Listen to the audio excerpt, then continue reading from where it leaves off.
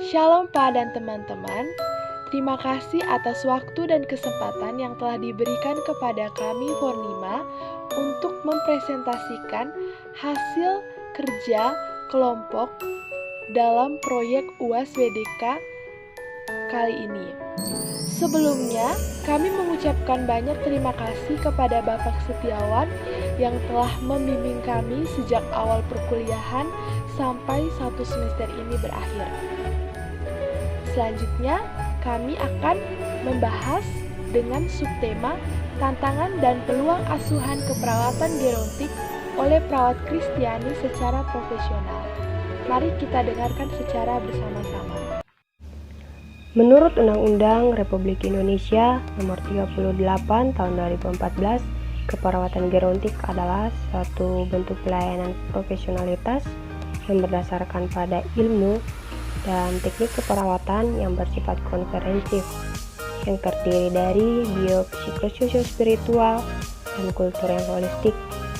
Ini ditunjukkan pada klien yang lanjut usia, baik sehat maupun sakit, pada tingkat individu, keluarga, kelompok, maupun masyarakat. Tujuan keperawatan gerontik menurut Kemkes yaitu A. Lansia dapat melakukan kegiatan sehari-hari secara mandiri dan produktif. B. Mempertahankan kesehatan serta kemampuan lansia seoptimal mungkin. C. Membantu mempertahankan dan meningkatkan semangat hidup lansia atau life support. D. Merawat dan menolong pasien yang menderita penyakit kronis atau akut. Dan yang terakhir, memelihara kemandirian yang sakit seoptimal mungkin. Saya akan menjelaskan mengenai keperawatan dalam sudut pandang Kristiani. Yang pertama, asal mula lahirnya perawat dan keperawatan dalam pandangan Kristiani.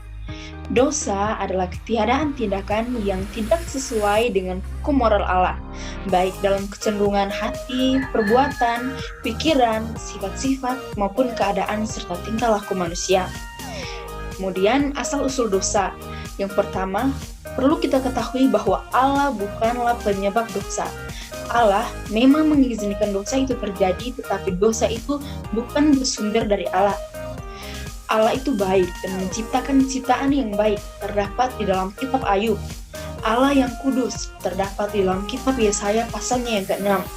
Allah membenci dosa, terdapat di dalam kitab Ulangan pasalnya yang ke-25, dan juga terdapat di dalam kitab Mazmur pasalnya yang ke-5 ayat yang ke-6. Selanjutnya, kita akan membahas tentang perawat Kristiani dalam keperawatan gerontik. Nah, sebelum membahas itu, terlebih dahulu kita harus mengetahui apa itu keperawatan gerontik. Jadi, keperawatan gerontik itu adalah keperawatan yang berhubungan dengan perawatan pada lansia. Selanjutnya, lansia itu apa sih? Nah, lansia itu didefinisikan sebagai seorang individu yang mengalami penurunan, kelemahan, meningkatnya kerentanan terhadap berbagai jenis penyakit dan perubahan lingkungan, hilangnya mobilitas dan ketangkasan, serta perubahan fisiologis terkait dengan usianya. Nah, selain kerentanan tersebut, lansia juga mengalami kerentanan terhadap penyakit degeneratif. Nah, kelompok lansia ini membutuhkan pemenuhan kebutuhan dasar seperti makanan, rumah, dan pakaian. Dan juga lansia butuh pemenuhan kebutuhan khusus lainnya seperti pengobatan dasar, lanjut ke pengobatan ke rumah sakit, lalu ke pengobatan untuk kebersihan diri sendiri, serta kebutuhan psikologis yang meliputi program-program pelayanan sosial yang memberikan mereka kesibukan sebagai untuk mengisi waktu luang, untuk menyalurkan hobi, terapi kelompok, olahraga, dan masih banyak sekali aktivitas yang dapat dilakukan. Nah, selanjutnya, apa sih tantangan dalam menghadapi lansia atau gerontik? Sebagai seorang perawat atau khususnya perawat Kristiani, kita tentunya akan mengalami banyak sekali tantangan, terlebih khusus dalam perawatan lansia. Nah, tantangan tersebut itu adalah kita akan merasa sangat kesulitan memahami lansia karena dilihat dari aspek psikologis, lansia ini adalah kelompok individu yang sangat sulit untuk dimengerti. Karena lansia itu cepat sekali mengalami perubahan emosi. Kadang mereka tiba-tiba sedih, lalu juga kadang mereka tiba-tiba gembira. Kadang juga mereka tiba-tiba marah-marah. Entah apa yang mereka keluhkan. Kadang kita sulit untuk mengerti. Nah, lalu yang berikutnya, bagaimana solusi tersebut? Nah, tentunya sebagai perawat, kita perlu berpikir kritis. Bagaimana sih caranya menghadapi pasien kita? Nah, sebagai seorang perawat juga, kita perlu mengambil langkah yang pasti dalam menghadapi tantangan ini. Oleh karena itu, langkah yang tepat untuk dilakukan adalah dengan melakukan komunikasi. Karena komunikasi ini adalah kunci utama dalam menangani masalah yang berkaitan dengan masalah emosi. Nah, komunikasi yang digunakan di sini bukan sembarang komunikasi, tapi komunikasi terapeutik. Dan komunikasi terapeutik ini bertujuan untuk menolong pasien serta hanya dapat dilakukan oleh orang-orang yang profesional seperti seorang perawat dengan menggunakan pendekatan personal berdasarkan perasaan dan emosi.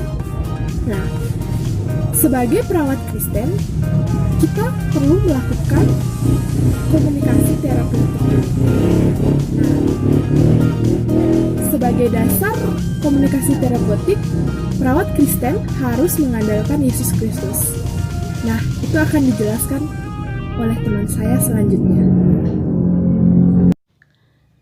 Yang berikutnya adalah Yesus Kristus sebagai dasar pelaksanaan komunikasi terapeutik.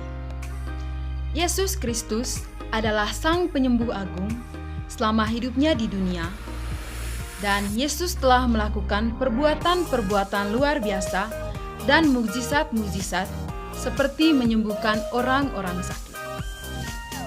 Penyembuhan Yesus Kristus bukanlah mitos atau dongeng isapan jempol saja. Yesus juga memberi perintah kepada para murid-muridnya untuk melanjutkan karya penyembuhannya sebagai bagian dari pembangunan kerajaan Allah sejak saat ini dan di dunia ini. Karya penyembuhan yang dilakukan oleh Yesus dan murid-muridnya dilukiskan sangat jelas dalam ketiga Injil Sinoptik. Satu-satunya dasar landasan Gereja Katolik adalah Yesus Kristus Tuhan. Yesus Kristus datang ke dunia untuk mewartakan kerajaan Allah dan membawa manusia untuk merasakan dan mengalami karya keselamatan Allah. Dia berkeliling Palestina dengan melakukan banyak mukjizat dan penyembuhan. Dia mengunjungi orang-orang yang menderita sakit atau tertimpa permasalahan yang besar. Kedatangan Yesus mau memulihkan hubungan kasih Allah dengan manusia yang terputus akibat dosa.